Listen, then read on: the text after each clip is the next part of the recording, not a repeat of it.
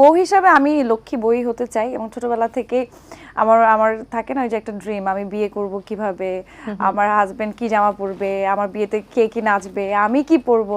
তো বিয়ে নিয়ে আমার অনেক ধারণা থাকে, এক্সাইটমেন্ট কাজ করে। আপু রিসেন্টলি যেই চরিত্র দিয়ে বা যে গল্প দিয়ে আরো বেশি মানে ডাবল ভালোবাসা আপনি পেয়েছেন দর্শকদেরকে কাঁদিয়েছেনও আপনি আপনার পর্দার উপস্থিতি দিয়ে, এটা আমাদেরই গল্প মোস্তফা কামাল রাজ পরিচালিত চমৎকার একটি ধারাবাহিক আমরা দেখেছি, যেখানে আপনি আপনার চরিত্রটাকে খুব সুন্দরভাবে ফুটিয়ে তুলেছেন। মেহেরিন নামেই এখন আপনাকে মানুষজন বেশি ডাকছে।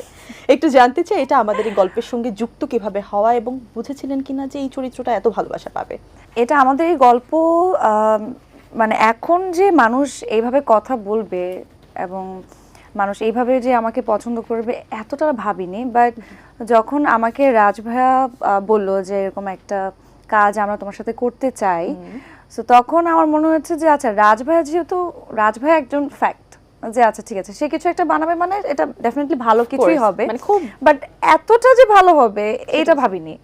অ্যান্ড অনেকেই আমাকে বলেছে যেহেতু পায়েল তুমি রেগুলার একক নাটকে কাজ করো, সেখান থেকে বের হয়ে তুমি সিরিজ করছো, এটাকে অ্যাকচুয়ালি কতটা ভালো হবে, কিংবা অনেকভাবে আমাকে মাইন্ড ডাইভার্ট করতে চেয়েছে। আচ্ছা, বাট আমি চোখ বন্ধ করে রাজ ভাইয়ের উপর বিশ্বাস করেছি এবং আপনারা সেটা দেখতেই পাচ্ছেন যে মেহরিন চরিত্রটা যেই নামে আসলে মানুষ এখন আমাকে ডাকে এবং নামটাও খুব মিষ্টি, মেহরিন, আমার ভালোও লাগে। চরিত্রটাও কিন্তু বেশ সুইট ছিল, সুইট, এবং আমি অলওয়েজ বলি যে মেহরিনের মতো একটা বউ চাই সবাই চায়। আচ্ছা, যেহেতু মেহরিনের কথা উঠলো এবং আমরা দেখেছি পর্দায় যে বাঙালিদের একদম যেটা বলে ডিজায়ার যে বউ থাকে সেই ক্যারেক্টার প্লে করেছেন আপনি মেহরিন দিয়ে। তো বাস্তবে কি আসলে কেয়া পায়েল এমন এত লক্ষ্মী বউ হবে? হ্যাঁ, অফকোর্স বউ হিসাবে আমি লক্ষ্মী বই হতে চাই এবং ছোটবেলা থেকে আমার থাকে না ওই যে একটা ড্রিম, আমি বিয়ে করব কিভাবে, আমার হাজবেন্ড কি জামা পরবে, আমার বিয়েতে কে কি নাচবে, আমি কি পরবো। তো বিয়ে নিয়ে আমার অনেক ধারণা থাকে, এক্সাইটমেন্ট কাজ করে এবং বিয়ের পর আমি চাই মন দিয়ে সংসার করতে, আমি সাংসারিক হতে চাই এবং অফকোর্স আমি সাংসারিক মেয়েও। আমি হয়তো মিডিয়াতে কাজ করি, রেগুলার কাজ করি, বাট আমি খুব সিম্পল। এবং আমি পরিবারে যখন আমি যাই, আমি যে ওখানে এত গুছিয়েও কথা বলি না, যেভাবে মন চায় কথা বলি, যা খুশি চিল্লাই, খাই, বসে থাকি, আমার মতো থাকতে পছন্দ করি এবং এটার মধ্যে আসলে আমার তৃপ্তিটা কাজ করে। মানে একদম পারিবারিক যে একটা আবহ থাকা সেটা আপনার মধ্যে খুব বেশি কাজ করে। এখন একটু জানতে চাই যে কেয়া পায়েল আসলে ছোটবেলায় নিজেকে নিয়ে কি ভাবতো বা কি হতে চাইতো? কেয়া পায়েল কি কখনো ভেবেছে যে ঠিক এখন যে জনপ্রিয়তাটা পাবে বা যে ভালোবাসাটা সকলের পাচ্ছে সে এমন একটা কাজই করবে, এমনকি ভেবেছিল কিনা ছোটবেলায়? মিডিয়াতে এসে কাজ করব ওইভাবে কোনো মানে থাকে না পূর্বভাবে কোনো পরিকল্পনা কখনো করা হয়নি। অলরেডি এটা অনেক জায়গায় বলেছি যে আমার মিডিয়াতে আসার জার্নিটা কেমন ছিল, আমি কিভাবে এসেছি, সো নতুন করে আমি আর না বলি। বাট মিডিয়াতে কাজ করার পরে যখন আমি রেগুলার নাটকে কাজ করছি, তখন আমার মধ্যে একটা জিনিস সবসময় কাজ করতো যে যেহেতু অনেক নাটকে, অনেক চরিত্রে, অনেক গল্পে কাজ করি, এমন একটা গল্পে, এমন একটা চরিত্রে কাজ করতে চাই যে কাজটা আমাকে মানুষের মাঝে অনেক দিন বাঁচিয়ে রাখবে, মানুষ ওই চরিত্রটা নিয়ে অনেক কথা বলবে।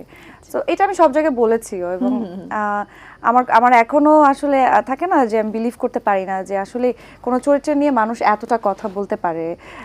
কেউ গল্প নিয়ে এত থাকে না, মানুষ ডাকলে এখন জিজ্ঞেস করে আপু আচ্ছা আপনার এই পর্বের পরে ওই পর্বটা কি হবে একটু বলেন, আমাকে আগে থেকে জিজ্ঞেস করতো। সো এই যে মানুষের মাঝখানে যেভাবে আসলে ছড়িয়েছে ব্যাপারটা, এই জিনিসটা আসলে আমার মধ্যে অলওয়েজ কাজ করতো যে একটা কাজ আমি করতে চাই যেটা আসলে মানুষ মনে রাখবে। অবশ্যই তাই, কিন্তু ছোটবেলায় যখন আমাদের একটা থাকে না ইচ্ছে থাকে যে আমি বড় হয়ে এটা হতে চাই, ওটা হতে চাই, বড় হয়ে বাসা থেকে ওই যে থাকে ডাক্তার ইঞ্জিনিয়ার হতে হবে, হ্যান ত্যান অমুক যেটা সেট করা থাকে, এগুলো বাসা থেকে বলেছে মেয়ে হয়েছে মানে এটা হবে, ছেলে হয়েছে মানে ইঞ্জিনিয়ার হবে, এরকম একটা বিষয়।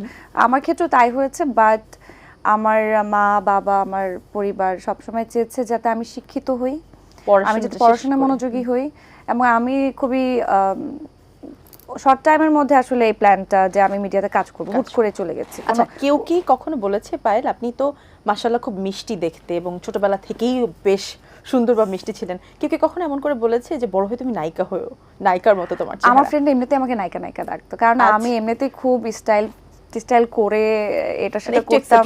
একটা এক্সেপশনাল বলতে হ্যাঁ, আমাকে এমনিতেই আমার ফ্রেন্ডরা সবসময় বলতো ড্রেসটা তো সুন্দর, মানে আমি অলওয়েজ একটু ডিফারেন্ট ভাবেই নায়িকাদের মতোই চলাফেরা হ্যাঁ ছিল। আমার মানে থাকতো একটা তো হ্যাঁ আমার ফ্রেন্ডরা অনেক ইন্সপায়ার করতো যে তুই তো নায়িকা নায়িকা নায়িকা, তো এরকম বলতে বলতে আসলে হয়ে গেছে আসলে নায়িকা হয়ে গেছে।